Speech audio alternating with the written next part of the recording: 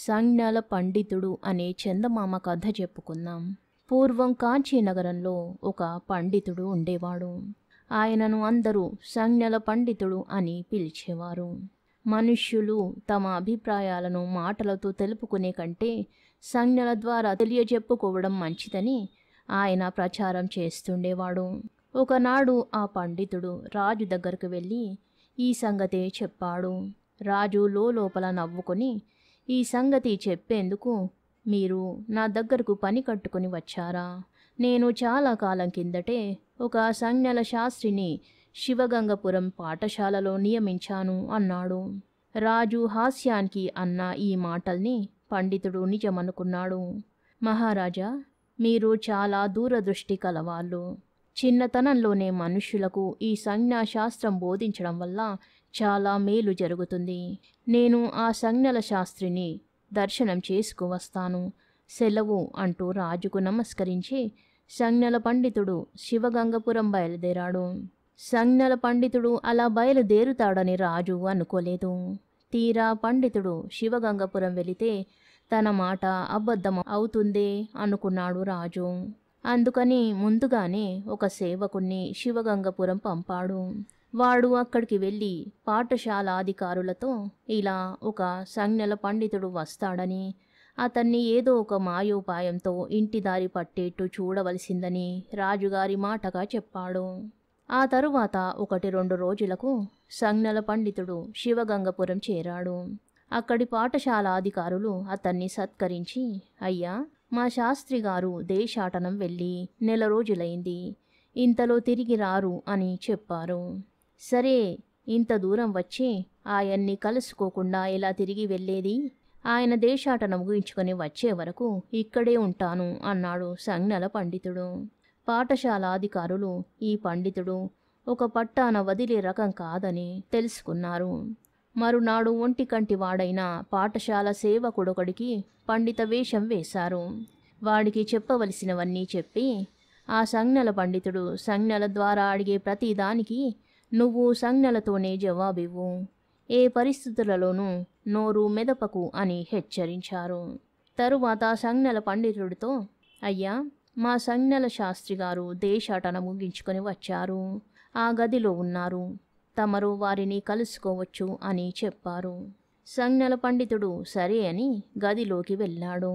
అక్కడ పండిత శాలువ తలకు చుట్టుకుని నిండుగా కూర్చున్న ఒంటికంటి వాడు కనిపించాడు. సంజ్ఞల పండితుడు అతడికి 1 వేలు చూపించాడు.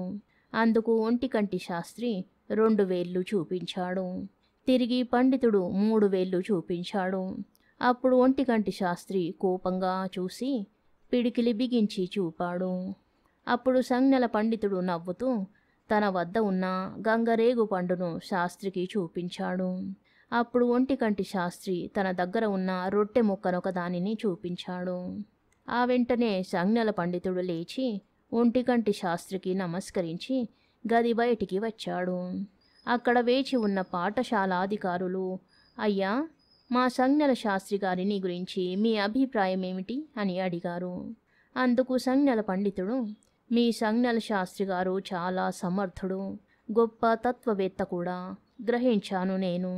దేవుడు ఒక్కడే అని చెప్పడానికి 1 వేలు ఎత్తి చూపగా, కాదు, శివకేశవులు 2 అని 2 వేళ్ళు ఎత్తి చూపాడు. అట్లా అయితే బ్రహ్మతో కూడా కలిపి త్రిమూర్తులు 3 కదా అని చెప్పేందుకు నేను 3 వేళ్ళు చూపించాను. కానీ ఆయన గుప్పెట బిగించి 3 ఒకటే అని తెలియపరిచారు. అప్పుడు నేను దేవుడు పరమ దయాళువుడని చెప్పేందుకు ఆయన మానవకోటికి ప్రసాదించిన అత్యంత స్వాదు ఫలాల్లో గంగరేగు పండు ఒకటని నా వద్ద ఉన్న గంగరేగు పండు చూపించాను. కానీ తత్వవేత్త అయిన మీ శాస్త్రి గారు తన వద్ద ఉన్న రొట్టె ముక్కను నాకు చూపి, భోగార్థమైన గంగరేగు పండ్ల కంటే సర్వజనోపయోగకరమైన రొట్టె ముక్కలే శ్రేష్టమైనవని నాకు పరమార్థాన్ని బోధించారు అని చెప్పి సెలవు తీసుకుని వెళ్ళిపోయాడు. ఆయన వెళ్ళిన తర్వాత పాఠశాలాధికారులు సంజ్ఞల శాస్త్రి వేషంలో ఉన్న సేవకుణ్ణి పిలిచి ఏమి జరిగిందని అడిగారు. అందుకు వాడు, అయ్యా, ఈ పండితుడు చాలా దుర్మార్గుల్లా ఉన్నాడు. గదిలోకి వస్తూనే నన్ను అధిక్షేపించేందుకు ఒక వేలును పైకెత్తి నీది ఒంటి కన్ను కాదా అని సంజ్ఞ చేశాడు. అందుకు నేను కోపగించుకోకుండా నీ 2 కళ్ళ కంటే నా ఒంటి కన్నే మంచిది అని తెలియపరిచేందుకు 2 వేళ్ళు చూపించాను. అప్పుడు ఆ పండితుడు నీ ఒంటి కన్ను నా 2 కన్నులు కలిపితే 3 కన్నులు కదా అనేందుకు 3 వేళ్ళు చూపించాడు. ఇతడి ప్రవర్తన చూసి నాకు చాలా కోపం వచ్చింది. మరోసారి అలా ఎత్తి పొడిచావంటే ముక్కు మీద కొడతానని చెప్పేందుకు నేను పిడికిలి బిగించి చూపాను.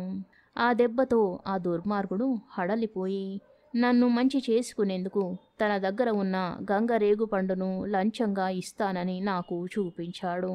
నేను లంచానికి ఆశపడక నీ రేగు పండెవడికి కావాలి, నా దగ్గర ఉన్న రొట్టె ముక్క ముందు అది దిగదుడుపు కదా అని చెప్పేందుకు నా వద్ద ఉన్న రొట్టె ముక్క చూపించాను.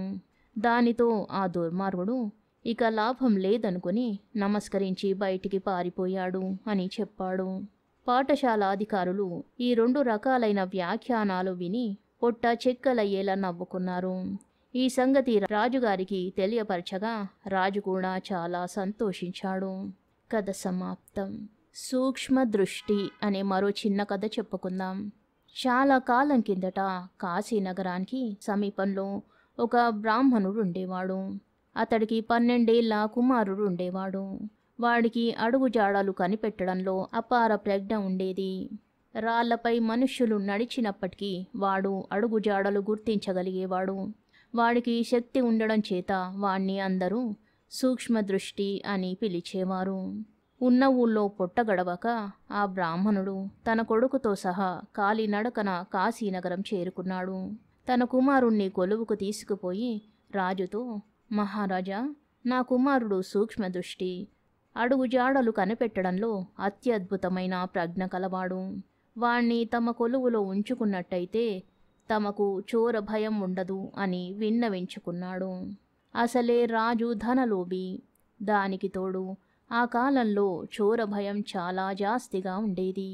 అందుచేత రాజు సూక్ష్మదృష్టిని తన కొలువులో ఉంచుకుందామని నిశ్చయించుకొని ఏమి జీతం కావాలని అడిగాడు. మహారాజా, నా కుమారుడి వంటి సూక్ష్మదృష్టి ప్రపంచంలో మరొకడు దొరకడు.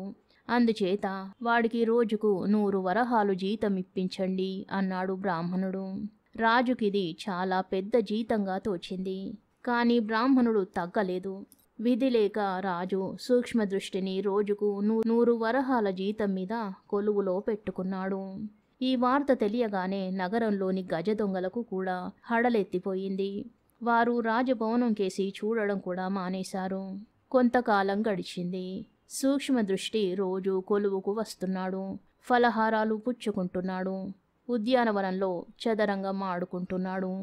ఇంటికి వెళ్ళేటప్పుడు ఖజానా నుంచి మూట ముడుపుగా 100 వరహాలు పట్టుకుపోతున్నాడు.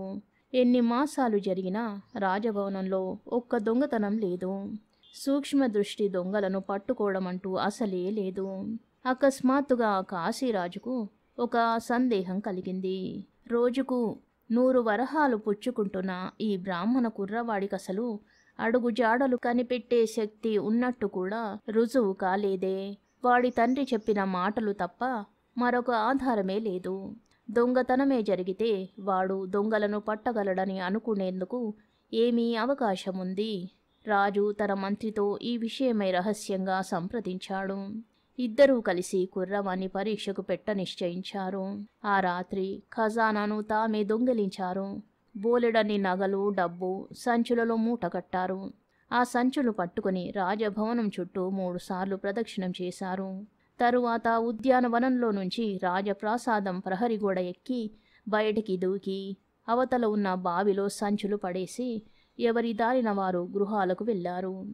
తెల్లవారేసరికి ఖజానాలో దొంగతనం జరిగినట్టు పొక్కిపోయింది. మామూలు ప్రకారం కొలువుకు వచ్చిన సూక్ష్మదృష్టితో దొంగలను, పోయిన ధనాన్ని పట్టమని రాజు, మంత్రి అడిగారు. సరేనని సూక్ష్మదృష్టి ముందు ఖజానాకు వెళ్ళాడు.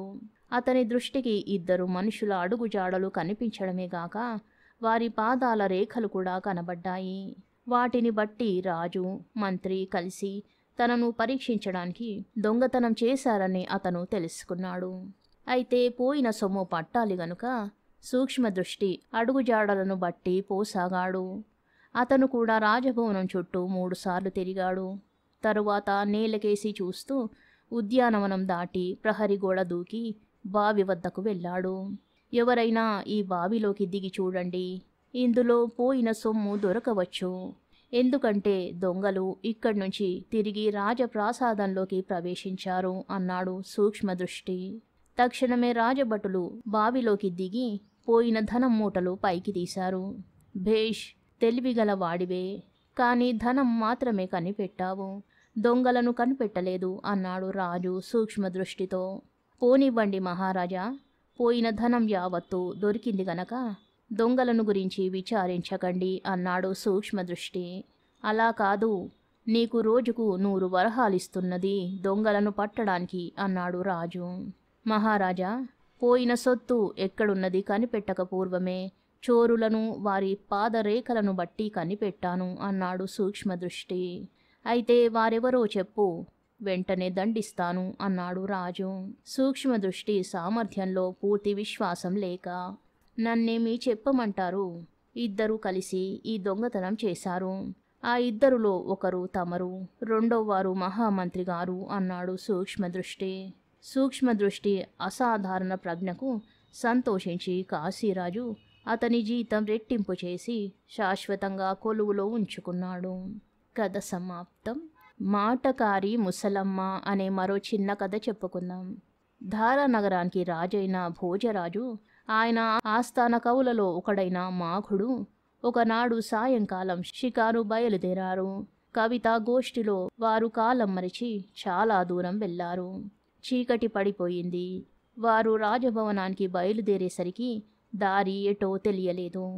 ఎవరినైనా అడిగి దారి ఎటో తెలుసుకుందామని వారు కొంత దూరం నడిచి ఒక పూరి గుడిసె వద్దకు వచ్చారు. అక్కడ వారికొక ముసలమ్మ కనిపించింది. భోజరాజు ఆ ముసలమ్మతో, అవ్వా, ఈ దారి ఎక్కడికి పోతుంది అని అడిగాడు. ఎక్కడికి పోవాలో దారిన పోయే వాళ్లకు తెలియాలి గాని దారికేం తెలుస్తుంది నాయనా, మీరెవరు అన్నది మాటకారి అయిన ముసలమ్మ. మేము ప్రయాణికులం అన్నాడు మాఘుడు నవ్వుతూ. సృష్టిలో సూర్యచంద్రులిద్దరే ప్రయాణికులు, మీరు సూర్యచంద్రులా అని అడిగింది ముసలమ్మ. మేము క్షణికమైన అతిథులం అన్నాడు మాఘుడు. డబ్బు యవ్వనము ఆ 2 క్షణికమైన అతిథులు, మీరు అలా కనిపించరే అన్నది ముసలమ్మ. మేము పాలకులం అన్నాడు భోజరాజు. ఇంద్రుడు యముడు మాత్రమే పాలకులు, మీరు వారు కారు కదా అన్నది ముసలమ్మ. కానీ మేము సహనం కలవాళ్ళం కూడా అన్నాడు భోజరాజు. భూమి స్త్రీ మాత్రమే సహనం కలవాళ్ళు అన్నది ముసలమ్మ. మేము విరాగులం అన్నాడు మాఘుడు. విరాగులుగా చెప్పుకోదగినవి శని సంతృప్తి మాత్రమే అన్నది ముసలమ్మ. మేము పరదేశీయులం అన్నాడు భోజరాజు. జీవాత్మ చెట్టు తీసుకునే నీరు మాత్రమే పరదేశీయమైనవి అన్నది ముసలమ్మ. మేము పేదవాళ్ళం అన్నాడు మాఘుడు. గొర్రెపిల్ల ఆడపిల్ల మాత్రమే పేదవాళ్ళు అన్నది ముసలమ్మ. మేము సమర్థులం అన్నాడు భోజరాజు. సామర్థ్యం గలవి అన్నము నీరు అన్నది ముసలమ్మ. అవ్వా, మేము ఓడిపోయాం అన్నాడు మాఘుడు ముసలమ్మ ధోరణికి తట్టుకోలేక. అప్పుల బాధ గలవాడు ఆడపిల్లను కన్నవాడు తప్ప ఎవరు ఓడిపోరు నాయనా. ఇంతకు మీరెవరో ఏం కావాలో చెప్పారు కారు, చెబితే నా చేతనైన సహాయం చేద్దును అన్నది ముసలమ్మ. మాఘుడు తన పాండిత్యమంతా కట్టిపెట్టి, అవ్వా, వీరు భోజరాజుగారు, నన్ను మాఘుడంటారు. మేము రాజనగరుకు దారి తెలియక చీకట్లో చిక్కిపోయాం అని చెప్పాడు. ఆ మాట మొదటనే చెబితే సరిపోయేదిగా, ఈ దారినే నేరుగా వెళ్ళండి, రాజనగరు చేరుకుంటారు అన్నది ముసలమ్మ. భోజరాజు మాఘుడు ముసలమ్మ చెప్పిన దారినే వెళ్ళి రాజనగరు చేరారు. తరువాత భోజరాజు ముసలమ్మకు అక్షర లక్షలు బహుమతి పంపించాడు. కథ సమాప్తం. శుభం.